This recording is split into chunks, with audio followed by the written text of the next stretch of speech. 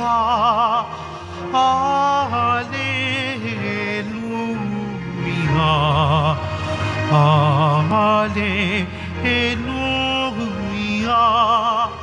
Hallelujah.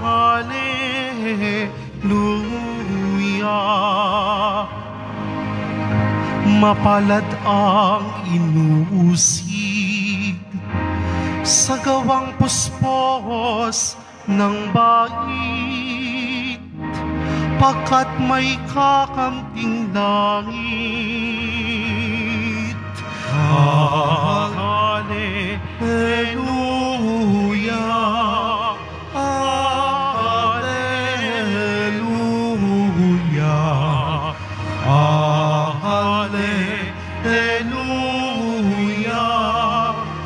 Hallelujah.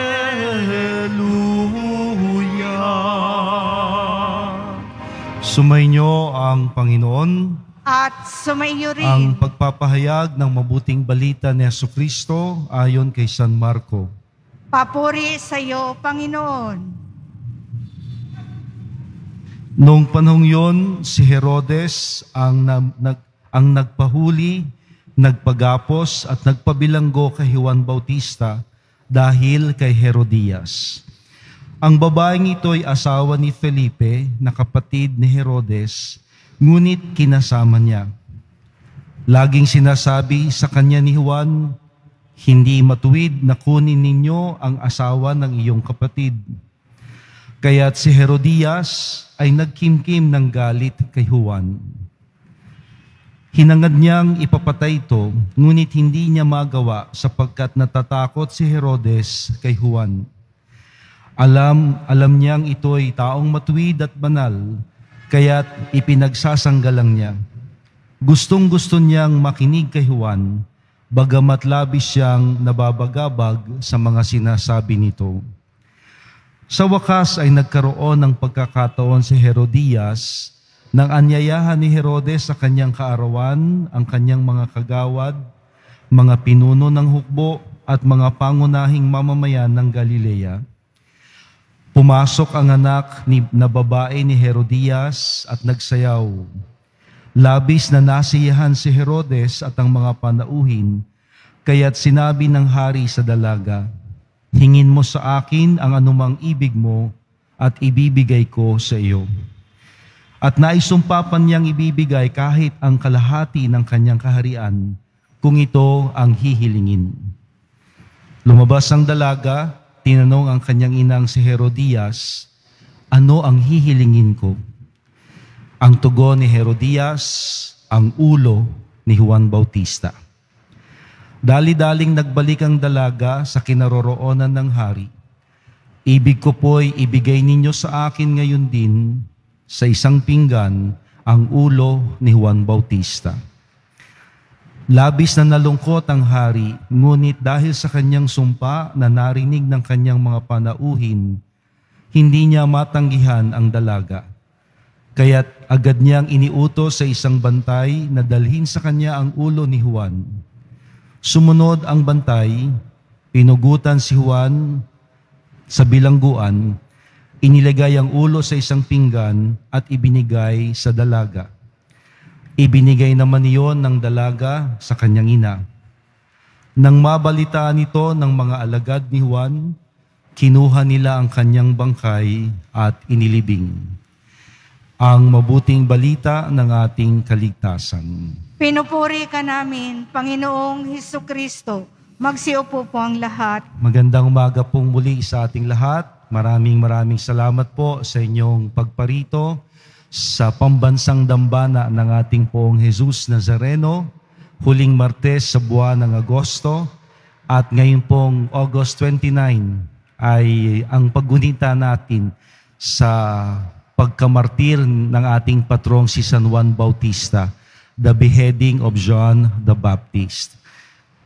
Alam ko alam naman natin, ngunit para sa hindi pa ho nakakaalam, ang ating pong Basilica Minor at pambansang dambana ng Poong Jesus Nazareno ay siya ring parokya ni Juan Bautista, ni San Juan Bautista. Kaya't nandun po sa ating altar sa gilid ang kanyang imahen. At itong bahagi pong ito ipinangalan kay Juan Bautista, ang Plaza de San Juan Bautista.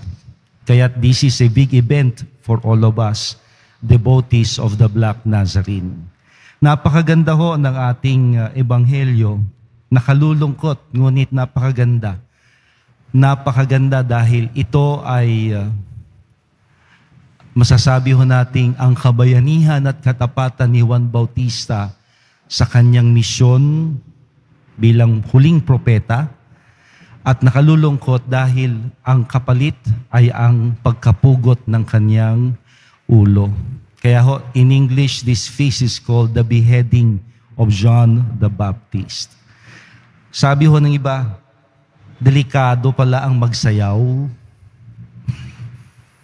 Delikado ang magsayaw. Kasi yung may mga sayaw hong tulad ng ating narinig sa Ebanghelyo, mapapasubo ka na mangako. At yun ang nangyari.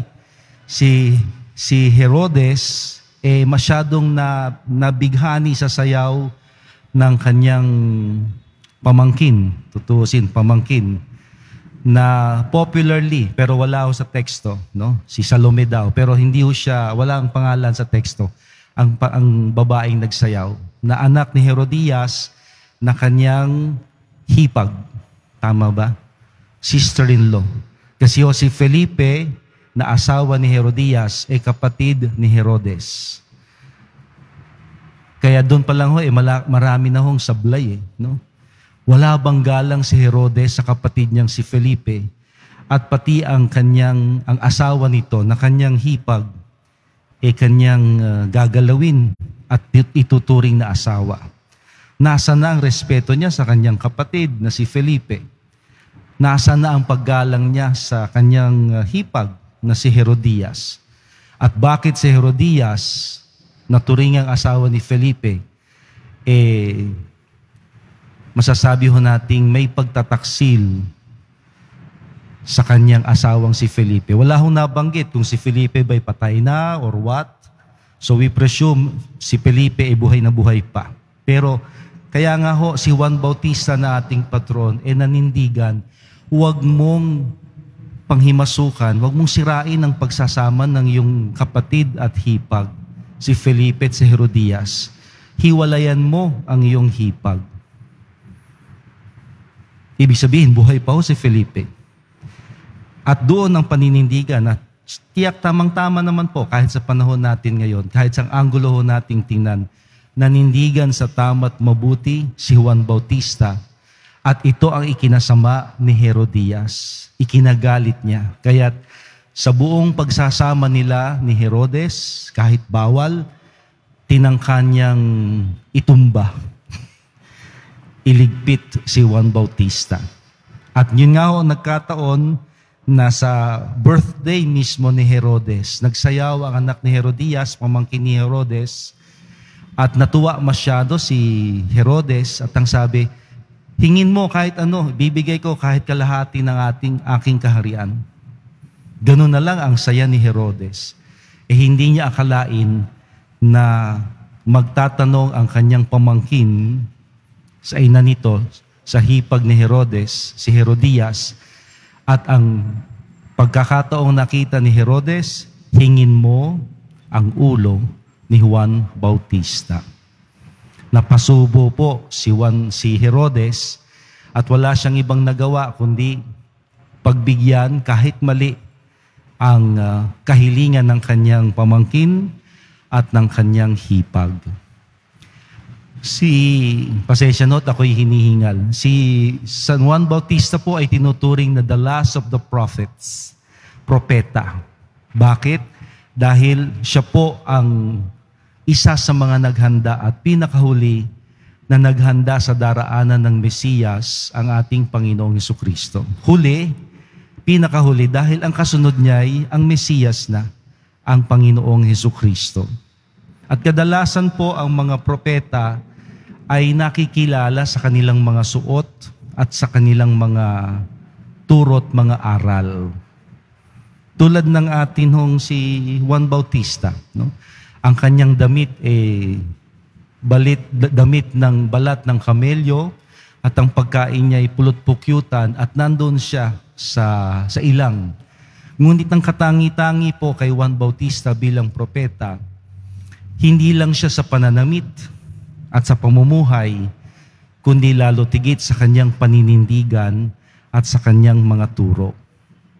Na bilang paghahanda sa pagdating ng Mesiyas, na kanyang ipinakilala nang binyagan niya ang Panginoon sa Ilog Jordan, hanggang kamatayan sa harap ng makapangyarihan, siya'y nanindigan.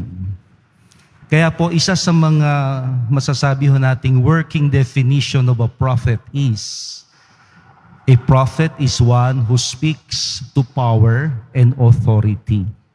Father, English yan Nosebleed ba tayo? Hindi naman, simple lang naman Ang propeta daw ay siyang may kakayahang magsalita at mangusap sa mga taong makapangyarihan. Yun ang propeta. Tunay na pinanindigan ni Juan Bautista na hindi siya natakot kay Herodes, paalalahanan, questionin ang pamumuhay nito. Bakit mo pinakikialaman ng hipag mo? Wala ka bang galang sa bayaw, sa kapatid mo? Hindi ka ba nakukonsensya sa ginagawa mo? Hindi siya natakot dahil siya'y tapat sa kanyang pagiging propeta, tagapaghanda ng daraanan ng Panginoong Jesus Nazareno, na kahit sa mga makapangyarihan, hindi siya nananahimik at hindi siya tumitiklop.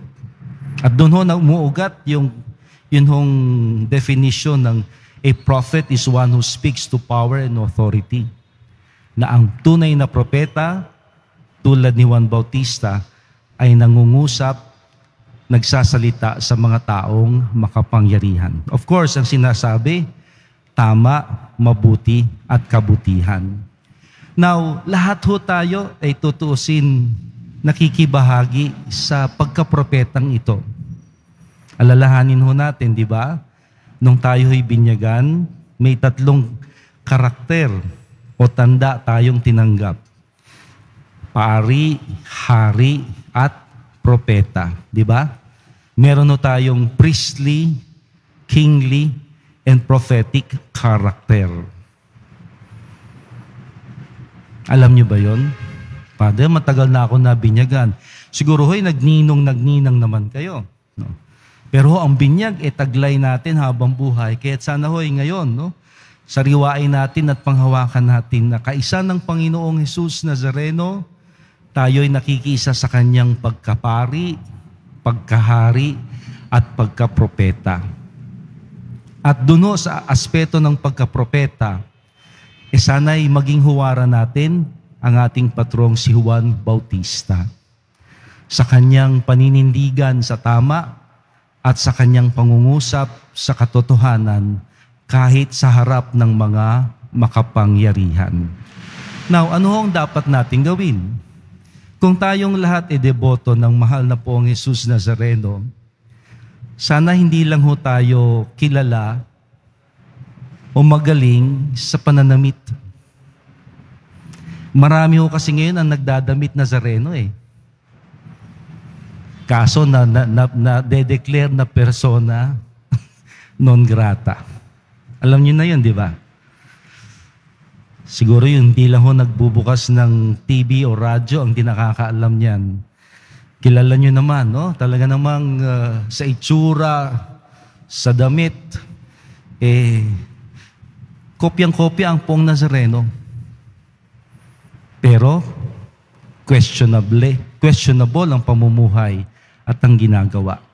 Now, kung tayo ho'y merong ganong debosyon, nagsusuot ng kulay ng Nazareno, maroon at dilaw, lalo na pag Biyernes at mahal na araw, o kaya'y traslasyon sa January 9. Sana ho, hindi lang tayo hanggang damit.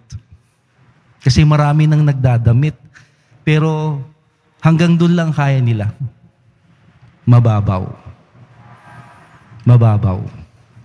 Ano ang ibig kong sabihin? Si Juan Bautista nagdamit ng propeta, pagka-propeta, ngunit hindi doon nanatili ang kanyang propeta. Hindi lang sa kanyang damit at panglabas na kaanyuan, kundi lalo't higit sa kanyang pamumuhay at paninindigan. Na sana tayong lahat po na susuot ng uniform ng deboto ng Poong Nazareno, wala naman pong masama.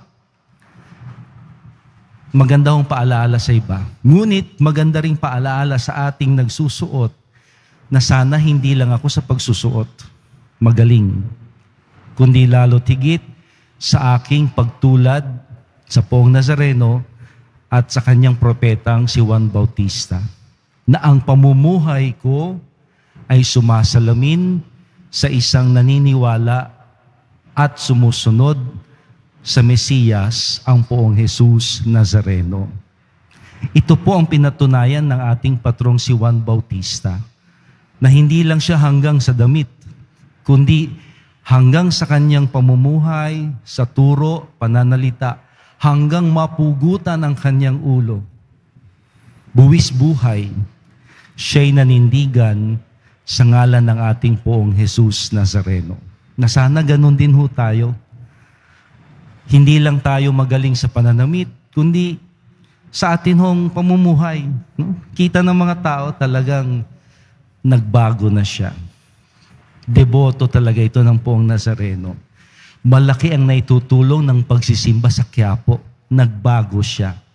Naging mas mabuting tao o naging mabuting tao. Nakalulungkot itong isipin pag narinig na, deboto ba yan o debote? Alam niyo yun, debote? No? Bakit pag Friday ang bait-bait niya? Pag nasa Quiapo, talagang namang taas ang kamay, talagang suko, no? Pero pagdating sa bahay, nagwawala. Mukhang may kulang. Di po ba? Ang huwara nating na maganda pong bigyang pansin at sundan, si Juan Bautista, na hindi lang sa damit, hindi lang sa simula, mula sa sinapupunan hanggang mapugutan ng ulo, siya'y nanindigan sa katotohanan, siya'y nanindigan sa ating Poong Jesus Nazareno. Kaya napakaganda hong providential, if I may say, no? Ang parokya ni San Juan Bautista, ito pong Quiapo Church, dito inilagak ang imahe ng Poong Jesus Nazareno. Na hindi lamang sa lugar, kundi ang dambanang ito ay patuto at paalaala sa ating lahat na tayong nagdedeboto naway maging katulad ng ating patrong si Juan Bautista na masalamin, marinig at makita sa ating pamumuhay ang tunay na deboto at kapanalig ng Panginoong Jesus Nazareno. Mula pagsilang, since birth, hanggang kamatayan. Hingin po natin kay San Juan Bautista na sana'y tumbasan natin at tapatan, suklian natin ang katapatan ng Poong Nazareno sa atin. Na siya na hindi nagbababa ng krus para sa atin. Dinadamayan tayo, hinaharap tayo, pinakikinggan tayo. Sanay tayo rin, di tatalikod sa Kanya, hindi mananahimik sa turo Niya, at lagi siyang ipakikilala sa iba sa ating paninindigan sa mabuti, sa tama at nararapat, tulad ni Juan Bautista. San Juan Bautista, aming patron, ipanalangin mo kami.